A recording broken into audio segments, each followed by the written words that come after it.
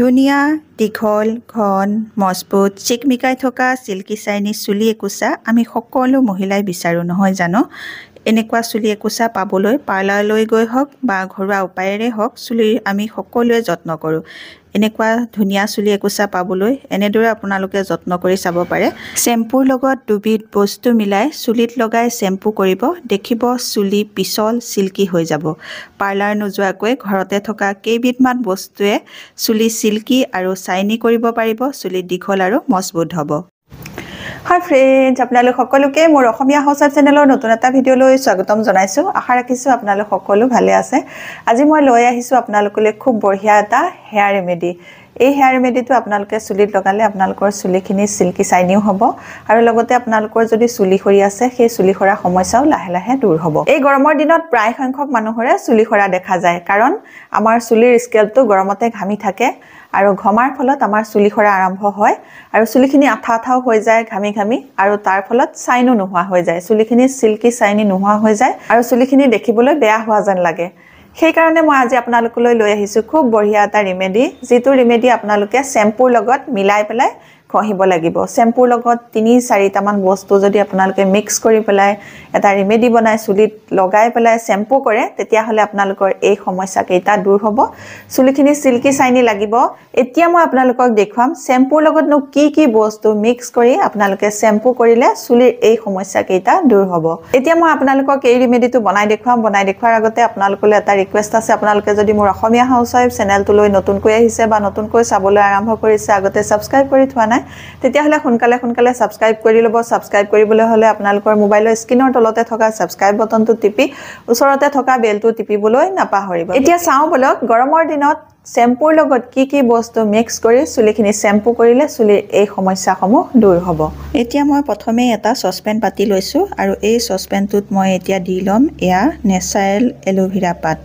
natural aloe vera পাতটো মই লৈছো 3-4টা মান এনেকৈ মাজদি কাটি লৈছো কাটি লোৱাৰ পাছত টুকুৰা কৰি দিছো এনেকৈ কৰিলে ইয়াৰ পৰা জেলটো খুব ভালকৈ ওলাই যাব এলোভেৰা জেল আমাৰ চুলিৰ কাৰণে বহুত বেছিকৈ ভাল হয় চুলি গুৰিটো মজবুত কৰিব চুলিখিনি চিল্কি চাইনি হোৱাত সহায় কৰিব এতিয়া মই আনিছো এচামুচৰ জুখাৰে ধুই লোৱা চাউল ইয়াৰ পাছত মই আনিছো এয়া কালজিৰা লৈছো মই আধা চামুচৰ জুখাৰে কালজিৰা দি ললো দি লোৱাৰ পাছত এতিয়া মই ইয়াতে দিম এয়া আধা চামুচ মেথিও আমাৰ চুলিৰ কাৰণে বহুত বেছিকৈ ভাল হয় চুলিৰ গুৰিটো মজবুত কৰিব চুলি গ্ৰোথ বঢ়াব চুলি চিল্কি আৰু চাইনি কৰাত সহায় কৰিব এতিয়া মই ইয়াতে 1 কাপৰ পৰা 1.5 কাপৰ জুখাৰে এয়া পানী দি দিছো পানীখিনি দিয়াৰ পাছত গোটেইখিনি বস্তু আকৌ এবাৰ মিক্স কৰি ললো মিক্স কৰি লোৱাৰ পাছত এটো ৰেডি হৈ গল ইয়াৰ পাছত এতিয়া মই গেছৰ ফ্লেমটো অন কৰি ললো অন কৰি লোৱাৰ পাছত এই সসপেনটো মই গেছৰ ওপৰত তুলি দিলো ফ্লেমটো একদম কম ফ্লেমত ৰাখিব কম ফ্লেমত ৰাখি উতলিবলৈ দিব 10 মিনিট মান উতলোৱাৰ পাছত আপোনালোকৰ এনেকুৱা ধৰণৰ হ'ব দেখিছেনে অলপ সিজিছে এনেকুৱা আধা সিজা হওঁতে আপোনালোকে গেছৰ ফ্লেমটো অফ কৰি দিব অফ কৰি দিয়াৰ পাছত এইখিনি মই অলপ সময় ঠাণ্ডা হ'বলৈ দিম ঠাণ্ডা হোৱাৰ পাছত কেনেকৈ কি কৰিব লাগে দেখুৱাম দেখিছে এইখিনি ঠাণ্ডা হৈ গ'ল ঠাণ্ডা হৈ যোৱাৰ পাছত এতিয়া মই এইখিনি অকমান হাতেৰে এনেকৈ মোহাৰি দিম খুব ভালকৈ এয়া মই মোহাৰি লৈছো যাতে এই গোটেই বস্তুখিনিৰ গুণটো পানীখিনিলৈ গুচি আহে সেই কাৰণে খুব ভালকৈ মোহাৰি ল'ব এয়া দেখিছে এয়া মোহাৰি হৈ গ'ল মোহাৰি হৈ যোৱাৰ পাছত মই এটা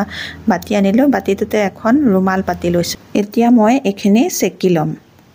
এনেকৈ আপোনালোকে ৰুমালৰ সহায়তো চেকিব পাৰে কাপোৰৰ সহায়ত চেকিব পাৰে নহলে আপোনালোকে চেকনিৰ সহায়তো চেকিব পাৰে চেকনিৰ সহায়ত চেকিলে অকনমান গুড়া যাব পাৰে বুলি ভাবিয়ে মই এনেকৈ কাপোৰৰ সহায়ত চেকি লৈছো এতিয়া চেকি হৈ গ'ল এইখিনি ৰস ওলাই গ'ল এই ৰসখিনি চুলিৰ কাৰণে বহুত বেছিকৈ ভাল ইয়াতে এতিয়া মই মিক্স কৰিম মই যেটো শ্যাম্পু ব্যৱহাৰ কৰো সেইটো আপোনালোকে নিজৰ যেটো শ্যাম্পু ব্যৱহাৰ কৰে সেই শ্যাম্পুটো ইয়াই পানীখিনিতে এনেকৈ দি ল'ব নিজৰ চুলিৰ জুখত আপোনালোকে শ্যাম্পুটো দিব এতিয়া অকনমান শ্যাম্পু কম হোৱাৰ দৰে লাগিছে মই আধা চামুচ মান আৰু শ্যাম্পু দি লৈছো দি লোৱাৰ পাছত খুব বঢ়িয়াকৈ মিলাই লৈছো এই পানীখিনিৰ লগত শ্যাম্পুখিনি খুব ভালকৈ মিক্স হৈ যোৱাৰ পাছত ইটো ৰেডি হৈ গ'ল খুব বঢ়িয়া এটা চুলিত লগাব পৰা শ্যাম্পু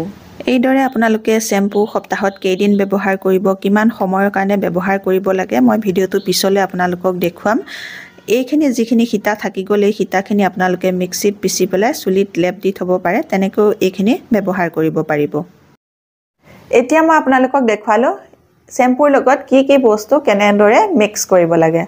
এতিয়া আপোনালোকে এইটো কেনেধৰণে ব্যৱহাৰ কৰিব লাগে সেইটো দেখুৱাই আছো আপোনালোকে যিদিনা শ্যাম্পু কৰিব তাৰ আগদিনাই ৰাতি আপোনালোকে চুলিখিনিত তেল লগাই থব তেলটো আপোনালোকৰ নিজৰ পছন্দৰ মতে লগাব পাৰে নাৰিকল তেলো লগাব পাৰে বা আপোনালোকে যিকোনো যি তেল লগাই হেয়াৰ তেলে লগাব লগাই পেলাই ৰাতিটো থাকিব ৰাতিপুৱা আপোনালোকে এই ৰেমেডিটো বনাই ল'ব বনাই লৈ পেলাই চুলিখিনি শ্যাম্পু কৰিব এই ৰেমেডিটো আপোনালোকে সপ্তাহত দুবাৰকৈ লগাব পাৰিব আপোনালোকে যেতিয়া শ্যাম্পু কৰিব চুলিখিনিত তেতিয়া আপোনালোকে এই বস্তু কেইটা মিক্স কৰি পেলাই মই যেনেকৈ দেখুৱাইছো তেনেকৈ আপোনালোকে বনাই পেলাই তাৰ লগতে আপোনালোকে শ্যাম্পু মিক্স কৰি পেলাই আপোনালোকে শ্যাম্পু কৰিব এনেদৰে যদি আপোনালোকে শ্যাম্পু কৰে তেতিয়া হলে চুলিখিনি শাইন বাঢ়িব চুলিখিনি আপোনালোকৰ চুই পিছল লাগিব যদি ৰেগুলাৰ ৰুটিন মতে ব্যৱহাৰ কৰি থাকে চুলি খৰাও বন্ধ হ'ব কালি ৰাতিয়ে মই মোৰ চুলিখিনিত খুব বেছিকৈ তেল লগাই একদম টেপিয়া কৰি থৈছো এতিয়া মই বাথৰুমত যাম গৈ পেলাই এখিনি ধুনিয়াকৈ চুলিত লগাই পেলাই 2 মিনিট ৰাখিম 2 মিনিট ৰখোৱাৰ পাছত মই চুলিখিনি ঠাণ্ডা পানীৰে ধুই দিম আপোনালোকেও সেইদৰে কৰিব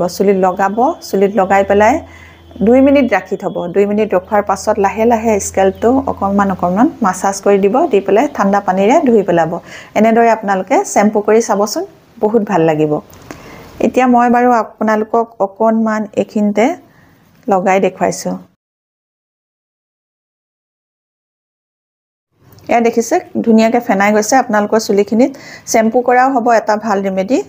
চুলিত লগোৱাও হ'ব